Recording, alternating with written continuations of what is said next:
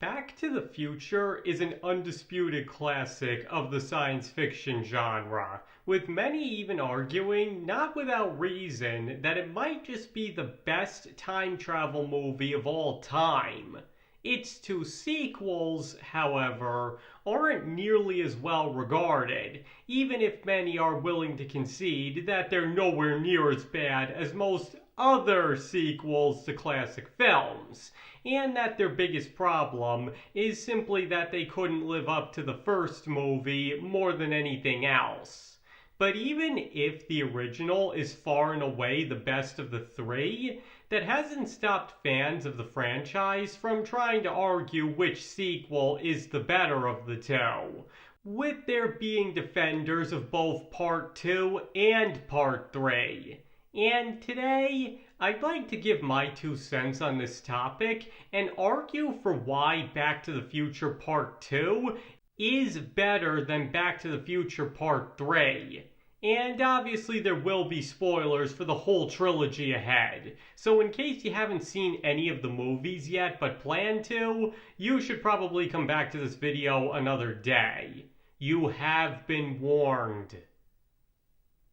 Okay, so before I get started, I'd just like to note that both Back to the Future sequels do have their problems, which is a major reason why they could never be considered on par with the original. It's simply too tightly and intelligently written in comparison.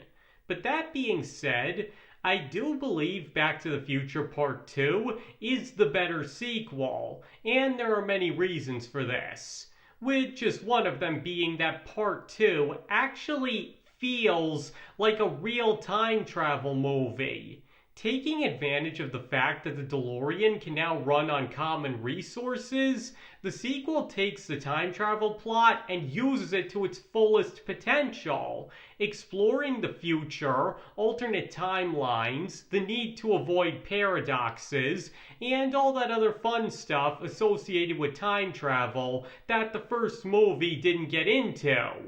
In fact, when it was first released, Back to the Future Part 2 was actually praised by scientists as being a very accurate reflection of what time travel would actually look like, as well as doing a good job of showing how various problems, such as paradoxes and alternate timelines, would realistically materialize.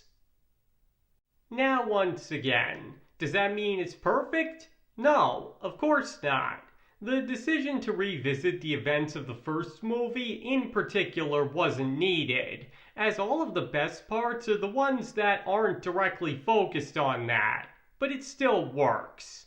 And turning Biff from just a bully into a real, legitimate threat by having him steal the DeLorean and ensuring he becomes a successful millionaire who's so rich and powerful he can't be touched is not only a great way to raise the stakes with the same character, but once again show just how dangerous time travel can be, especially when it's used for the wrong reasons.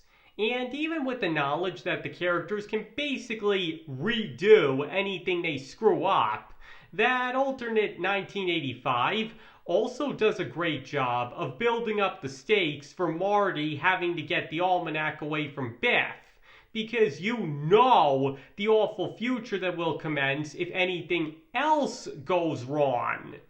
And even the future, though wildly inaccurate, is still a pretty cool one nonetheless. The addition of the hoverboard in particular was a very good and interesting one.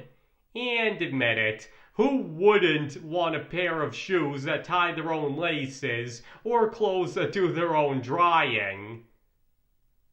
The point here is, even if it can't compare to the original, Back to the Future Part 2 still has a lot going for it, especially as a time travel movie. It knows its stuff when it comes to the actual time travel, is able to raise the stakes insanely high in a both horrifying and very believable fashion, and is able to introduce some very interesting and intriguing concepts to the mix. So once again, even if it's not as good as the first one, it's still in many ways a worthy follow-up to it. With Back to the Future Part 3, however, it's a very different story on a few accounts, with one of the most obvious being the premise itself. Because while bringing Marty and Doc Brown back to the Old West isn't a bad idea, and definitely a commendable way to try and do something new with the series, in the end it doesn't feel very Back to the Future-ish in nature. Honestly, the Western setting would have probably been better if they hadn't spent the whole movie there and instead traveled to a few different and out there time periods, like the Civil War, the Roman Empire, or other places of that nature. But because they're stuck in the Old West 100 years previously, it makes the movie much slower paced and feel like it's squandering the time traveling potential that the previous movie had used so well. Because while the first one also had Marty stuck in one time period for the whole movie, at least said time period had technology for him and Doc Brown to work with, as well as the fact that it still focuses on the time traveling aspects first and foremost.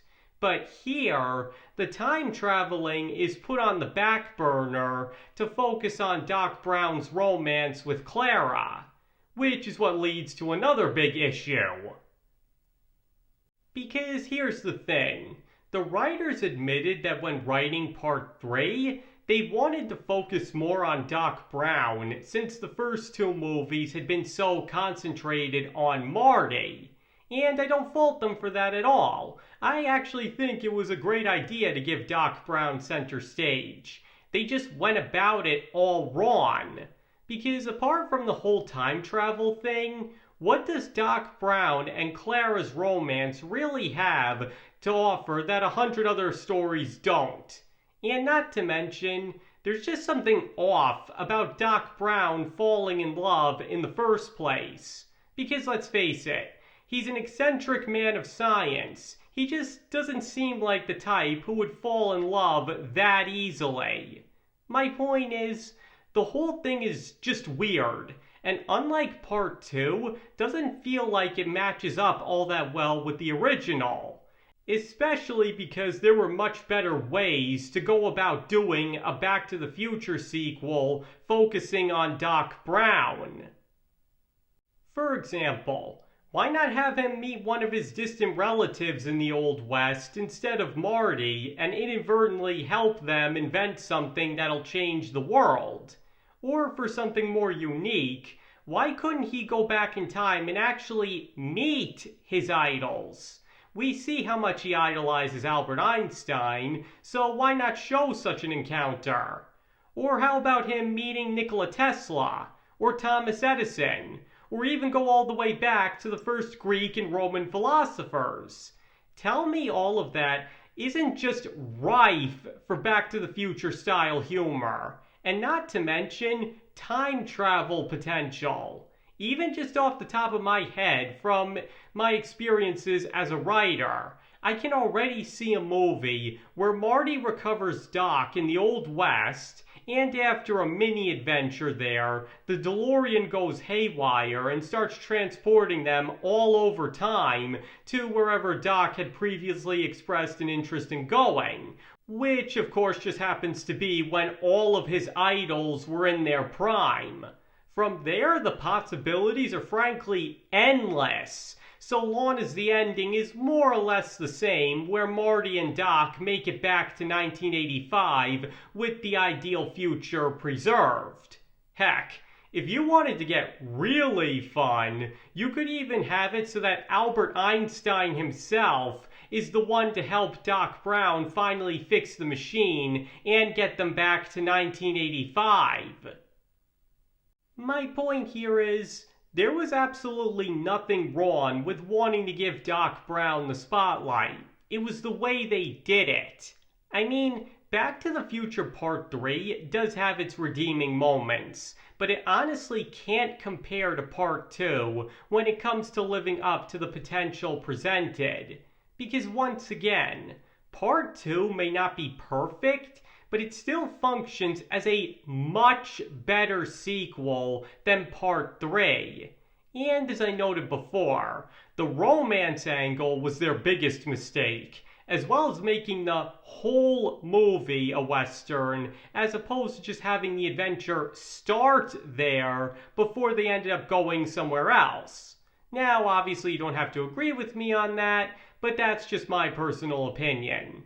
Especially because, in addition to Part 2 feeling more Back to the Future-ish in tone, the Doc Brown from that movie feels like the one in the first. In Part 3, there's just something off about him. And once again, I believe that's down to the fact that the character just wasn't meant to have a love interest. Now, the thing is, I get it. If you want to make him the main character, you have to show that he's more than an eccentric scientist.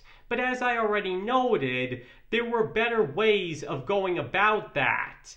Again, I really think a much better and more appropriate third part of the trilogy would have been the DeLorean going nuts and allowing Doc Brown to meet a bunch of his heroes while knowing he must preserve the timeline. Though, like I said before, if you think I'm wrong about that, that's fine. But I personally believe that would have been much more in line with the first two. But if one wants to look at the two movies from a more objective standpoint, that does beg the question, can Part 2 still be considered better than Part 3? And honestly, I would still say yes. Because, as I've already conceded, Back to the Future Part 2 isn't the best written movie ever, but it knows what it's doing. It's able to convey everything it wants to, and more or less accomplishes everything in the same vein. It may not do it all perfectly, but it still works. Part 3, however, is much slower, the romance is kind of hit or miss, and the inconsistency in Doc Brown is quite apparent. Though sure, Part 2 had a similar problem with Marty and the whole chicken thing, but at least it was open about it, and it can be argued that it just didn't come up in the first movie. The point is, even if you want to remove opinions, as well as the Back to the Future-ish qualities from the equation, I still believe Back to the Future Part 2 was a better written movie than Part 3, and the superior sequel of the Back to the Future trilogy overall. Alright, I think I've proven my point with all of this. So now I'd like to hear from all of you. Do you believe that Back to the Future Part 2 is a better sequel to the original masterpiece than Back to the Future Part 3? Or do you believe that the third one is the better sequel? Please let me know your thoughts in the comments below. And like I said before, you do not have to agree with anything I said in this video if you don't want to. You can absolutely love Back to the Future Part 3, and if you think I was dead wrong about everything I said, that's completely fine. And thank you all for watching. I very much appreciate it, and I hope to see you all next time.